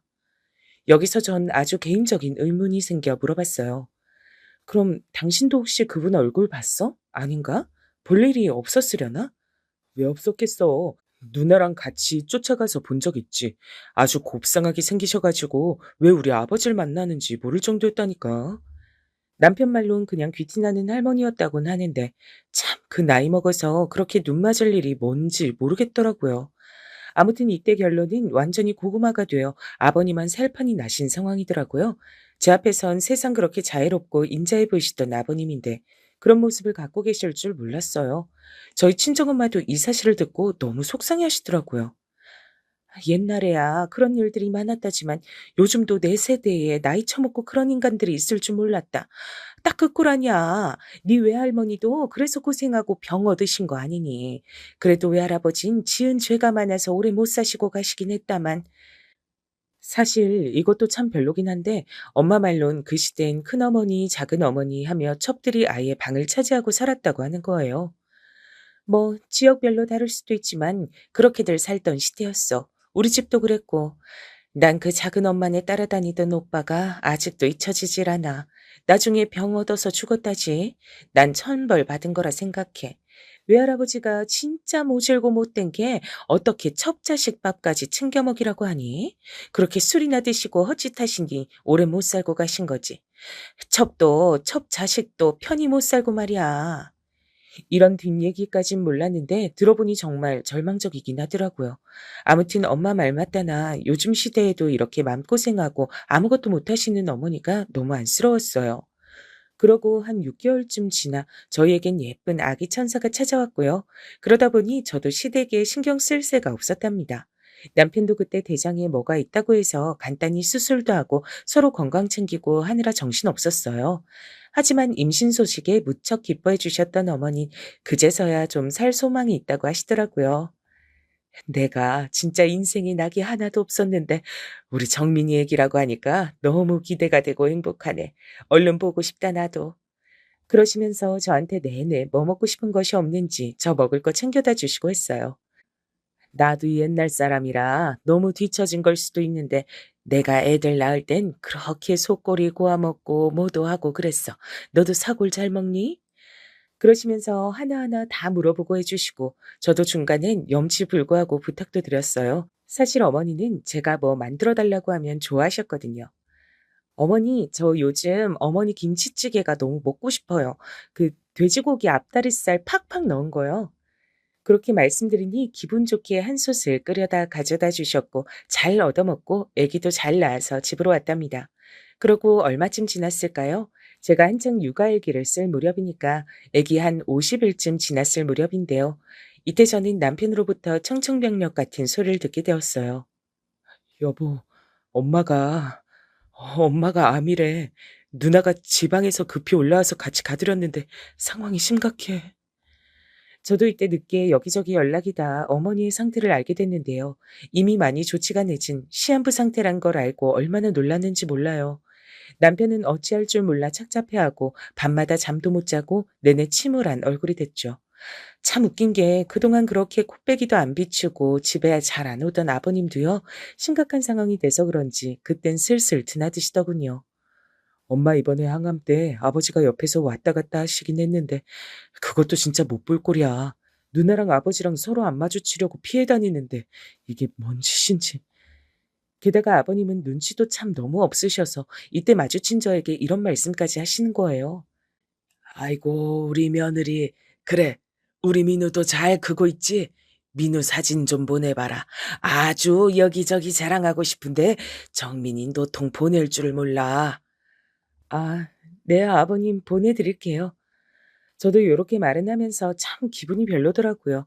평생을 그렇게 헌신하며 살아온 아내가 오늘 내일하고 치료를 하고 있는데 손주 사진 보내라고 들떠 있으시니까요. 그리고 이건 당시 저만 눈치챘던 건데 이때 아버님이 드나드신 것도 다 그 따로 만나는 분이 짜준 그림이더라고요. 제가 핸드폰 받아서 대신 영상이랑 사진 보내드리다가 의도치 않게 톡을 보게 됐는데요. 어휴, 가관도 아니네요, 진짜. 재관 씨, 가서 마누라 돌봐주고 인사도 하고 애들이랑도 얘기도 하고 그래요. 이제 얼마 안 있으면 갈 사람인데 얼마나 안 됐어요. 난 재관 씨가 더 안 됐어요. 그래도 가정 잘 지켜야 하니까 우리 재관 씨도 대접받고 해야 하다니까 시간 잘 보내고 와요. 재관 씨 좋아하는 감자탕 끓여줄게요. 이야, 아주 대단한 위인이 납셨더라고요. 저도 그럼 안 되는데 위로 슬슬 올려보니까 둘이서 얼마나 어딜 놀러 다녔는지 춘천이며 어디며 놀러가서 찍은 사진들이 쭉쭉 나왔어요. 이걸 남편한테 말해야 되나 고민하다 참았는데요. 시간이 좀 흘러 그날이 되니 도저히 못 참겠더라고요. 여기서 말하는 그날은 그렇게 마음고생하시고 고되게 사셨던 저희 어머니가 소천하신 날이에요. 사람의 인생이란 게 참 거짓말처럼 눈앞에서 사라지더군요. 아프신 것도 충분히 봤고 사실상 어머니랑 알아온 시간이 그리 길지 않았는데도 실감이 안 났어요. 근데 그날 그 장례식장에 그 아주머니가 온 거예요. 저도 눈으로 직접 본 건 처음이지만 이전에 아버님 핸드폰으로 얼굴을 본 적은 있어서 그렇게 막 낯설진 않았답니다.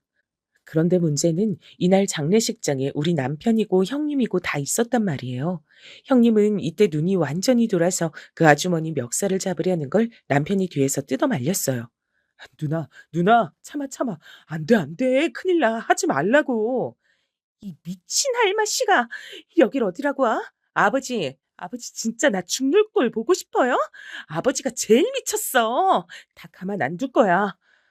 형님은 이때 거의 실성하기 직전이었고 막 엉겨붙으려는 걸 남편과 아버님이 달려들어 떼어놨고요.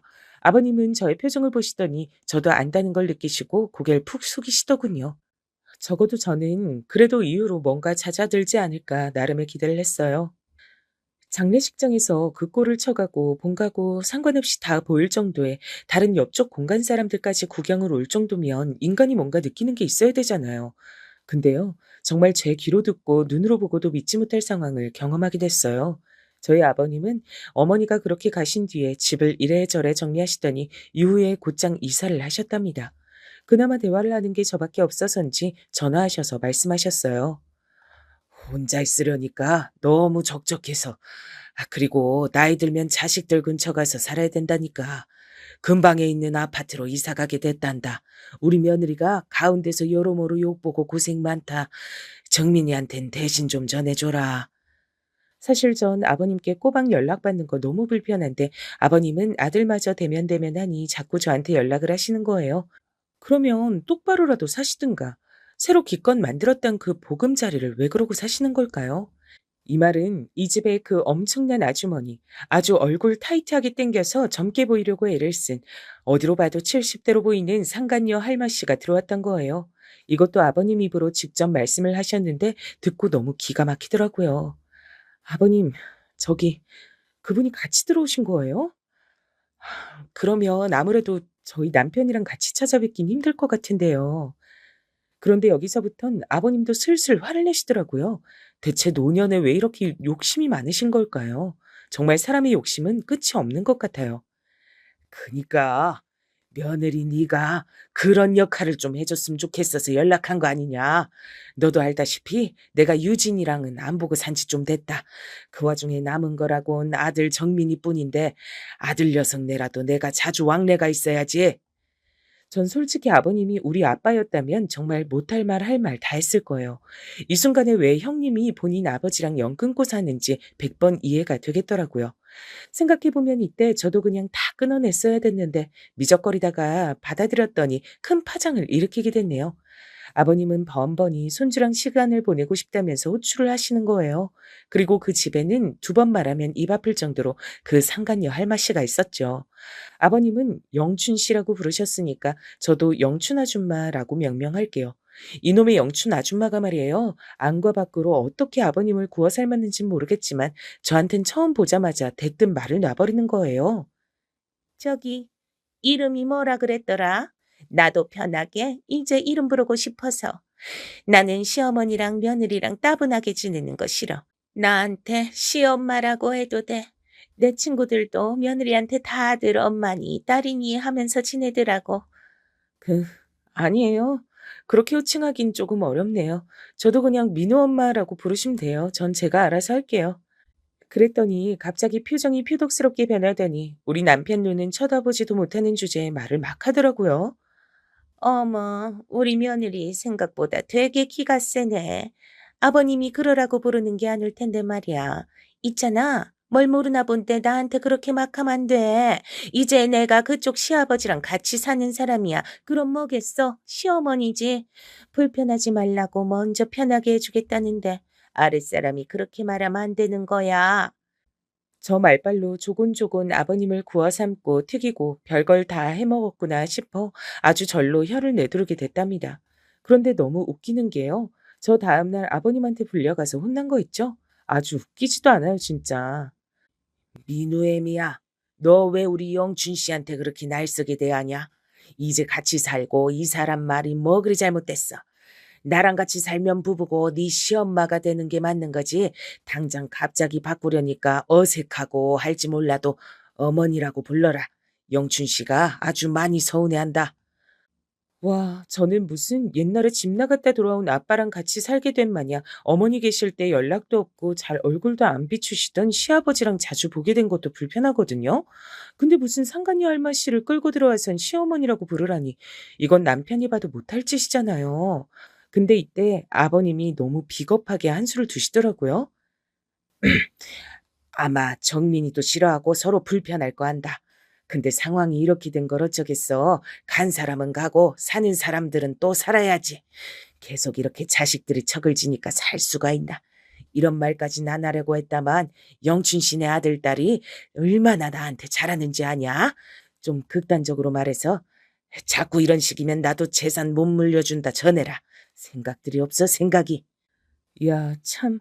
부모가 말년에 수치를 저지르고선 자식에게 돈을 인질 삼아서 강제 효도를 요구하다니 이게 뭐예요 정말. 게다가 그 재산은 아버님 혼자 일구신 게 절대 아니란 말이에요. 저희 엄만 여기까지 듣고 답답해서 가슴을 치셨어요. 내가 볼 땐 니네 시어머니 잘못이 크다.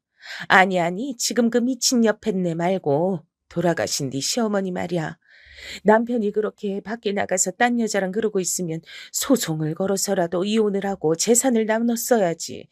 그걸 남편이 저렇게 피하고 도망다닌다고 아들 결혼시킬 때 추문 없게 하려고 참는 게 답이야? 이게 뭐야. 죽어서도 결국 자식들이 마음고생하잖아. 지 엄마가 얼마나 불쌍하고 재산까지 첩들한테 뺏기게 생겼네. 엄마 그만해. 나 충분히 속 터지니까. 그럼 나는 지금 뭘 하면 되는 거야? 남편도 남편이지만 나는 아버님이랑 그 할마씨 얼굴 계속 봐야 된단 말이야. 그러니 엄마는 이때 진심인 듯 아닌 듯 묘안인 듯 맞는 듯한 소리를 던지고 전화를 끊었답니다. 뭘 어떡하겠어. 일단은 인질 잡고 저러면 맞춰주는 척 해야지. 그 할마씨가 그렇게 뒤에서 조종한다며. 둘이 붙어먹어서 그 지경인 거니까 찢어놓으면 되지. 그럴 자신 있으면 참고 지내고 자신 없으면 다 포기하고 그냥 의절해야지 뭐. 새삼스레 저는 이때 아버님이 너무 가증스럽게 느껴지는 거예요. 장례식 때도 그렇게 감정에 취해서 오시고 정말 슬프기는 하셨을지 모르겠더라고요. 일단은 남편에게 진정하라고 달래봤어요. 다 짜증나는 건 아닌데 지금은 일단 좀 상황을 보자. 이렇게 당신이 아버님이랑 의절하면 아버님은 진짜 뭐 간이라도 빼서 다 그 영춘이 할매한테 줘버린 참이야. 아버님 간은 아깝지도 않겠지 이제. 근데 어머니랑 사실상 같이 일군 거나 다름없는 재산은? 그거 그 집 그 불량한 아들 딸내미들이 아주 침을 흘리고 달려들 텐데. 남편은 여기서 머리를 마구 쥐어뜯으며 괴로워했고 우린 그렇게 밤새 잠을 이루지 못했어요. 게다가 제가 더 결단을 내리게 된 건 그러고 아버님이 또 호출하셔서 갔더니 그 집에 영춘 아줌마 딸이 들어와서 앉아있더라고요. 누구요? 아, 따님이시라고요? 어머, 되게 젊으시네요. 한눈에 봐도 완전 막둥이일 것 같던데 70대 엄마에게 20대 후반의 딸이라니 나이 차이 엄청 나 보이더라고요. 또 아들은 훌쩍 나이가 많아서 40대 초반이고 뭔가 사연이 있어 보이긴 했는데 전 이제 더 알기도 싫었어요. 영춘 아줌마는 저에게도 단단히 날이 서가지고는 아주 저 보란 듯이 딸한테 이러고 앉았는데 뒤에서 들이받고 싶더라고요. 예, 수진아. 여기 아빠한테 방으로 달라 그럴까? 여기 남는 방이거든. 일부러 내가 이쪽으로 이사 오자 그런 거야. 너 회사도 그렇고 가까우니까 좋지? 여기 제가 불쑥 끼어들어 반대하니 또 웃으면서 능청스럽게 넘기는 거 있죠? 어머, 무서워라. 여기 우리가 사는 집인데 왜 자꾸 며느님이 이렇게 반대를 할까? 나한테 그러지 말고 시아빠랑 얘기해보고 말해. 우리 수진이 놀랬잖아. 이러니 저는 정말 이게 아니겠다 싶어 손톱을 물어뜯고 한참 고민하면서 지하철을 타고 왔어요. 진짜 이렇게 집에 다 들어앉을 기세더라고요. 그러니 제 나름대로 머리를 엄청 굴려서 개똥도 약으로 쓴단 마음으로 머리를 써봤죠. 제 스스로 절대 하지 않을 일을 이때 했는데 우리 아들과 함께 아버님을 따로 만나러 갔던 거예요. 민호애미 네가 웬일이냐. 이렇게 따로 데이트를 하자고 신청을 하고. 나야 민우도 보고 우리 며느리랑도 시간 보내니 너무 좋다. 제 속도 모르고 이런 말씀을 하시니 욱했지만 일단 작정대로 해야 되니 꾹 참았어요. 초반이니 너무 기대는 안 하면서 슬슬 연막전을 펼쳐봤답니다. 아, 네, 저희도 요즘 적적하고 민우도 할아버지 보고 싶다고 해서 온 거예요. 아버님, 근데 아버님 그거 아세요? 저 어제 가보니까 아니 그 어머님 따님 있잖아요. 수진 씨라든가 그 눈 크고 목에 문신 있는 네네 그분이요. 와 계시더라고요. 그러자 아버님은 별 대수롭지 않게 딸이 왔냐고 하시는데 제가 먼저 선수 쳐서 말해버렸어요. 보니까 어머니가 집에 방을 하나 내주시려고 하던데요. 살짝 걱정돼서요. 실은 정민 씨가 이제 슬슬 아버님한테 마음도 풀고 형님도 데려오려고 하거든요. 근데 그 어머니 따님이 그렇게 방을 갖고 계시면 오기 힘들지 않을까요? 저는 이때 순간적으로 머리를 짜내어 거짓말을 했어요.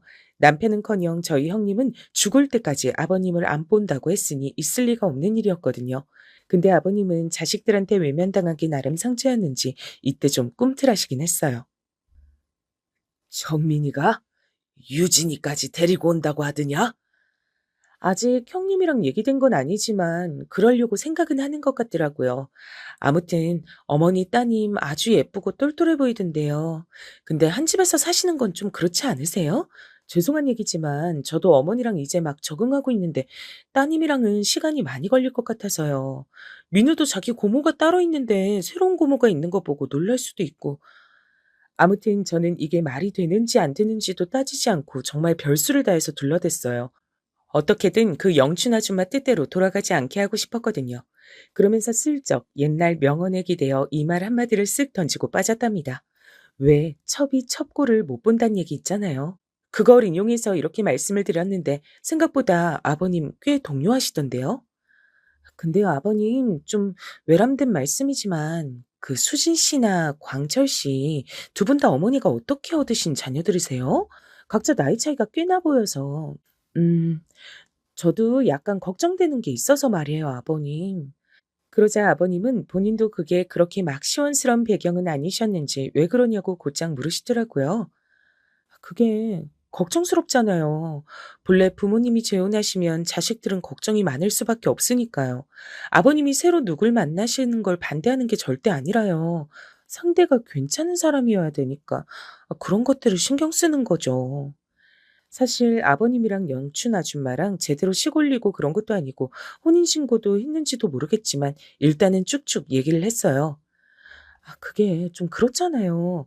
자식을 어떻게 얻으신 건지 시원하게 알려준 게 없어 보이고, 그러고 벌써부터 그렇게 딸을 데려와서 집을 내주실 생각을 하는 게, 제 친구네도 보니까 아빠가 황혼 재혼하셨는데 말년에 재산까지 다 뺏기셨어요. 죄송해요. 아버님 이런 얘기. 그러면서 눈치를 쓱 살폈는데 참 뭐랄까. 나이가 젊건 많건 간에 남녀 간의 연애는 얼마나 덧없는지 느꼈네요. 그렇게 와이프 고생시키고 암까지 걸려 먼저 보내게 할 정도의 천년의 사랑짓거리를 했으면 이 정도 말에는 뚝심 있게 흔들리지 않아야 되잖아요. 근데 아버님은 벌써 눈동자가 슬슬 흔들리시더라고요. 그, 뭐, 그래. 그런 경우도 있겠지. 아버님, 평생 열심히 사셨고 재산 힘들게 일구셨는데, 생각해보면 이렇게 저희 형님의 남편까지 다 등지고 살게 되셨는데도 어머니께선 아버님 생각을 많이 안 해주시는 것 같아서요. 그럼 저렇게 수진 씨 데리고 들어오려고도 안 했을 거고. 암튼, 슬슬 자기 자식들 들어앉히고 이런저런 구실 붙여서 재산 빼앗고 내빼는 경우가 보통 많은 게 아니에요. 저도 한참 고민했어요. 그러니 아버님은 역시나 표정이 좋지 않으셨고 전 마지막으로 쐐기를 박았어요. 아버님 심란하시게 이런 말씀 드려서 죄송해요. 이건 비밀로 해주셨으면 좋겠어요. 어머니가 들으셔서 좋아하실 얘기가 아니고 또 그런 분이 아닌데 괜히 불편하실 수도 있으니까. 아무튼 그럼 또 들릴게요, 아버님. 그러고 나와서는 나름의 수학은 있다고 생각을 했답니다. 그러고 분위기를 보아하니 아버님께선 진짜 영춘 아줌마한테 얘기를 안 하신 것 같더라고요. 왜냐면 그 후에 영춘 아줌마가 저를 대하는 분위기에 딱히 차이가 없어 보여서요. 이런 상황을 일단 남편에겐 얘기하지 않은 채 전 조심스럽게 이 상황을 이어갔어요. 먼저 저를 불러다가 만나자고 하시기에 저도 아버님 댁에 갔죠. 아시다시피 이번에 재관 씨 생신이잖아. 다 같이들 모여서 축하하면 좋을 것 같아. 이번에 우리 아들, 딸도 오라 그래서 같이 밥 먹을까 하는데 며느님은 어떻게 생각해? 이렇게 가족이 됐으니 다 같이 인사하고 그럼 좋잖아. 얼씨구, 이젠 더 자기 영역을 넓혀가지고 아예 자리를 깔고 앉으려고 하더라고요. 그래서 저는 조심스레 물었어요. 저야 뭐, 근데 혹시 아버님이랑은 얘기가 되셨을까요? 아니, 아직 재관 씨랑은 얘기 안 했어. 수진이도 이번 기회에 제대로 인사시키려고. 뭔가 딱 보니까 아버님이나 영춘 아줌마나 의붓 자식들을 어떻게 할지 서로 대화하는 건 없어 보이더라고요. 그래서 전 얼른 틈새에 끼어 말했어요. 저번에 이제 시어머니가 되셨으니 뜻에 좀 따라줬으면 좋겠다고 하셨잖아요. 그래서 저도 많이 고민해봤고 거기 맞추려고 해요. 근데 조심스럽게 드리고 싶은 말씀이 있어서요. 그 자녀분들 부르는 건 약간 신중하셔야 될 것 같아요. 어머, 왜? 우리 애들이 여기 드나들지 못할 게 뭐가 있어? 난 걔들 엄마고 새로 아빠가 생겼는데 말이야. 그래서 저는 즉각 나중에 걸려도 상관없을 얘기를 슬쩍 던져봤어요. 그때 가선 그때 다시 핑계를 대면 되지 않을까 싶었거든요. 일단 저 자체가 이 할마 씨가 너무 밉고 어머니 자리를 꿰차고 이런 그림을 만드는 게 진절이 나기 싫었어요. 저희 아버님, 어머니 떠나보내신 지 얼마 안 됐는데 첫 생신에 바로 그렇게 자녀분들 불러들이시면 너무 환경이 많이 바뀌어서 저희 남편도 불편해하고 그게 전해지지 않을까요? 그러면 아버님도 좀 생각이 많아지실 텐데요. 잘 아시겠지만 아버님은 집안 시끄러워지는 거 싫어하시니까요. 그렇게 신중하게 계시다가 이제 같이 살게 되신 건데 한 텀 지나가고 모여도 될 것 같은데요. 저도 대충 둘러댄 거긴 한데 이 영춘 아줌만 끝내 제가 못마땅한지 들을까 말까 한 표정이더라고요. 그래서 전 더 말을 못했어요. 그리고 아버님 생신이니까 어쩌면 저희 형님도 오실 거예요. 아버님이 저희 형님한테 꼼짝 못 하시는 거 아시니까 팁을 드리는 건데, 그, 너무 아버님이랑 잘 지내는 것처럼 계시면 형님 많이 불편해 하실 거예요. 말이 좀 이상하긴 한데, 암튼요. 형님이 오실 리도 없는데 전 괜히 군기 잡는 양 긴장도를 팍 올려서 말했고요. 당연히 이 할마 씨는 기분 나빠하더라고요. 저보고 선 넘지 말라더군요. 보자 보자 하니까 이봐 며느님 어디서 지금 내 머리 위에서 놀려 그래? 내가 그 정도 앞가림도 못할 줄 알아? 말려서 말인데 나 볼장 다 보고 무서운 거 없어. 말년에 노인네 둘이서 잘 살아보고 내가 알아서 하겠다는데 나서지 말라고. 나는 자기한테 명령하려고 부른 거지 내가 잔소리 듣겠다고 불러 매시는 줄 알아? 이러면서 아주 밉살맞게 말씀을 하시대요. 저도 속으로 안 좋은 말이 훅 하고 올라왔는데 일단 참고 저 역시 톡 쏘아붙였어요. 어머, 저도 잘 지내보려고 드린 말씀인데 화가 많이 나셨네요. 근데 너무 그렇게 날 세우고 자식들이랑 사이 안 좋게 지내는 거 티나시면 안 좋아요. 저희 아버님도 우리 어머니 계속 붙들고 사셨던 건 자식 때문이지 않겠어요? 근데 며느리인 저부터 시작해서 우리 남편이랑 형님이랑 계속 그렇게 척지시면 앞길 고단하실 텐데. 그러자 이 할마 씨는 손살을 치면서 저보고 저리 가라고 짜증을 내는 거예요. 아, 됐어. 이제 그쪽이랑 볼 일 없으니까 가봐. 원. 오냐 오냐 하고 들어줬더니 아주 기고만장 괘씸하기 짝이 없네. 날 아주 손바닥 안에 놓고 갖고 놀라 그러네. 웃겨서 아주. 저도 이때 눈 하나 깜짝 안 하고 진짜 너무 얄밉고 열이 확 올라서 따다다 차분하게 반박했어요. 어머, 이 집은 어머니만 사시는 집이 아니에요. 전 며느리로서 아버님 챙기러 온 건데. 그렇게 가라 마라 어째라 하시면 안 되는데. 말씀드렸잖아요. 자식들이랑 자꾸 이렇게 트러블 생기면 어머니만 곤란하시다니까요. 전 시집 온 이래 계속 어머니랑 잘 지냈고요. 이제 새어머니가 되신다고 하니까 팁을 드리는 거예요. 저한테 그런 식으로 말씀하시면 저도 그냥 듣고 있는 성격은 아닌데. 이러면서 저도 약간 으름장 놓으면서 인상 하나 찌푸리지 않고 눈 똑바로 보며 말했어요. 그러면서 내심 진짜 이딴 할망구 옆했네한테 당하며 소가리만 하시다 가신 우리 어머니 생각이 불쑥 떠오르더군요. 그러면서 오기가 막 생기는 거예요. 너 따위 막 구르다 온 인생이 승승장구하는 꼴을 내가 그냥 볼까 보냐 싶었어요.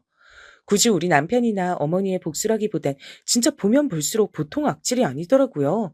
이 할망구, 물론 우리 아버님은 여기서 스리슬쩍 넘어갈 대상은 아니에요. 공범이긴 한데 아버님은 일단 뒤로 넘기고 이 할마 씨부터 처단하고 싶었어요. 엄마한테 중간에 보고를 했더니 듣고 기겁을 하시더군요. 어머, 별 미친 노인네가 다 있네, 진짜.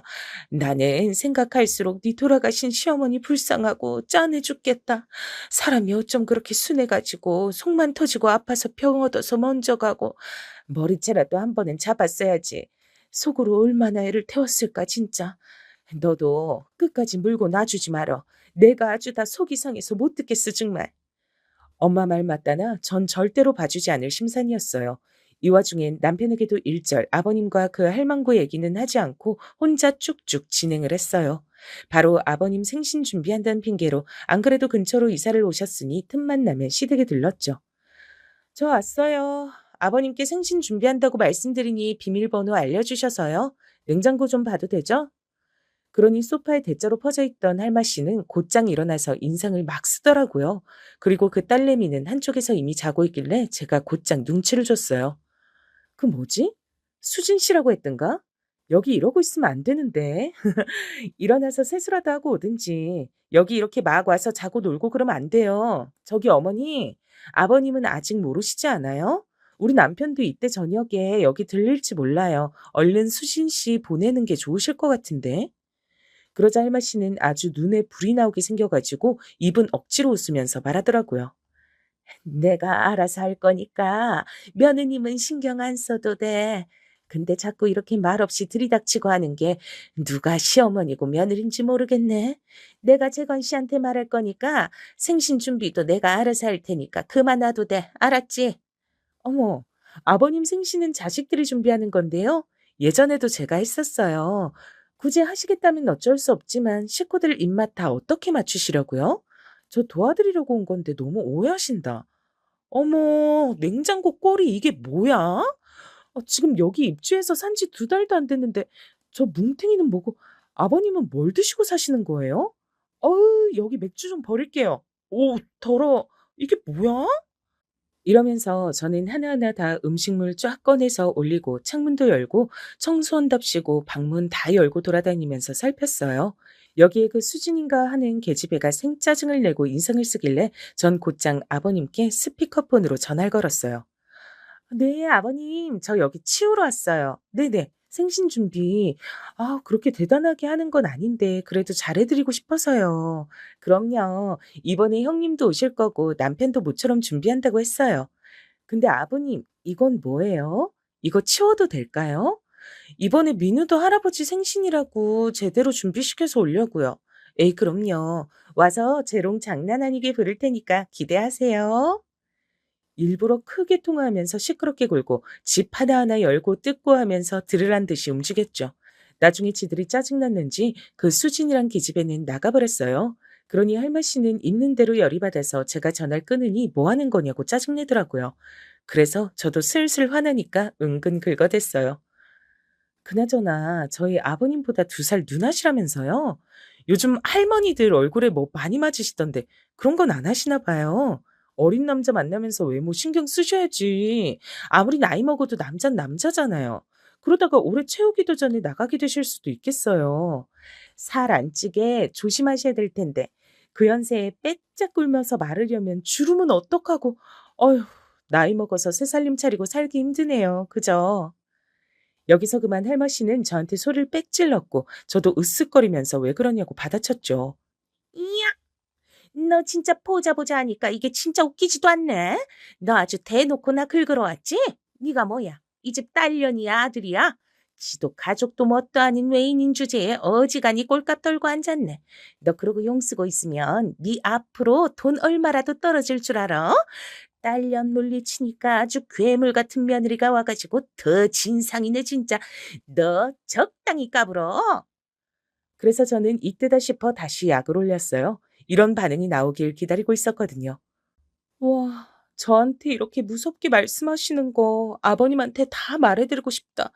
아버님한텐 절대 안 보여주고 참고 사느라 얼마나 힘들어요. 그쵸? 멀쩡한 조강지처 놔두고 붙잡은 천년의 사랑이 이렇게 입이 험하고 다 낚아 채려고 하는지 절대 상상도 못 하실 텐데요. 아싸, 아버님한테 일러야지. 이러니 아주 개거품을 물고 저한테 달려들려고 하길래 전 얼른 막아들고 한마디 더 했어요. 죄송한데 이거 녹음하고 촬영했어요. 자꾸 저한테 은근히 말 못 듣게 하시고 아버님 앞에선 아닌 척 하시는 것 같길래 저도 살아남으려고 이렇게 했답니다. 요거 그대로 아버님한테 보낼 거예요. 어쩌실래요? 뭐? 야, 너 장난하지 마. 니깎기 뭐라고? 그러자 전 앞에서 핸드폰을 흔들며 다시 말했어요. 농담 아닌데요? 요거 그대로 틀어놔드릴까요?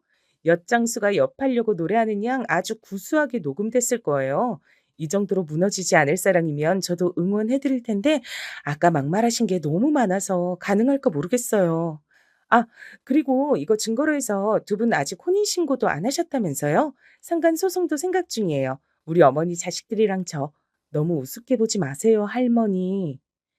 이러니 할마 씨는 반쯤 정신이 나간 표정이더라고요. 그래도 혹시나 이 자리 계속 붙어서 약 올리다간 사단이 날까 싶어 전 얼른 락앤락통만 쇼핑백에 재빠르게 담아서 나왔어요. 안녕히 계세요. 이러고도 남아 계시면 겁도 없으신 걸로 알고 빠르게 소송할 거예요. 제발 알아서 제 발로 나가주시면 못 본 척 해드릴게요. 그러고 저는 엘리베이터에 재빨리 뛰어 타고 나서야 크게 한숨을 내쉬면서 비로소 긴장을 풀었네요. 정말 뭐라 말이 안 나오더라고요. 생각할수록 인간이 너무 못돼 처먹고 마음대로 하려는 게 보여서 분이 안 풀리는 거예요. 저 원래 이렇게 치밀하고 끈질기게 사람 괴롭히는 타입 아닌데 맨날 주방에 우두커니 서서 잘 웃지도 않고 주눅 들어 계시던 어머니 모습도 괜시리 생각나고 하여간 여러 부분에서 오지랖 넓게 썽을 낸 것 같아요. 이렇게 잠깐 저도 사람이기에 얼마간 가책을 느끼긴 했지만 사실 그렇게 할 게 아니라 제가 아주 정당한 대처를 했다는 것을 얼마 안 가 알게 됐답니다. 이게 과연 저만의 공덕일진 모르겠지만요. 제가 마지막에 질러댄 소리에 큰 불안감을 느낀 할마 씨는 우리 아버님께 전화를 했나 봐요. 하지만 뭐랄까 어찌 보면 이미 양쪽에서 다 기름은 부어져 있던 상태에 불만 붙이면 시작이 될 판이었더라고요. 왜냐면 한 일주일쯤 지나 아버님이 먼저 연락 오셔서 이렇게 말씀하시는 거예요. 그 생신이고 뭐고 올해는 그만하자꾸나. 그럴 기분이 안 돼서 말이야. 이게 뭔가 했더니 결국엔 둘끼리 틀어져서 그 알마 씨가 집을 나갔단 거예요. 근데 또 꼴에 완전히 나간 것도 아니고 떨어져서 생각을 하기로 했다나요. 전 여기 완전히 줄을 끊어버리고 싶어서 다시 심호흡하고 말씀드렸어요. 아버님, 솔직히 그분 이제서 말씀드리는 거지만 되게 야심을 갖고 계시는 분이더라고요. 남편도 엄청 고민이 많아요.